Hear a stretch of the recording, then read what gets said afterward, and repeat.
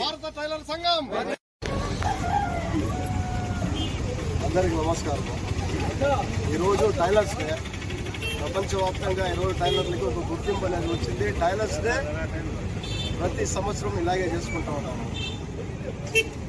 మా డిమాండ్ ఏమన్నా అంటే గవర్నమెంట్తో మాకు ఒక ఫంక్షన్ హాల్కి ఒక జాగా కావాలని చాలా ఏళ్ళుగా మేము కోరుతూ ఉన్నాము.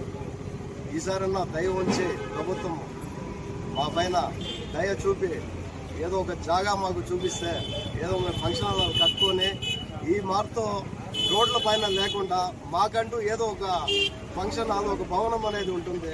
అక్కడ ఏ ప్రోగ్రామ్ మేము చేసుకున్నా మాకు ఇబ్బందిగా ఉండదు. ఇది రోడ్ల పైన చేసుకునేది మాకు కొంచెం చాలా ఇబ్బందిగా ఉంది.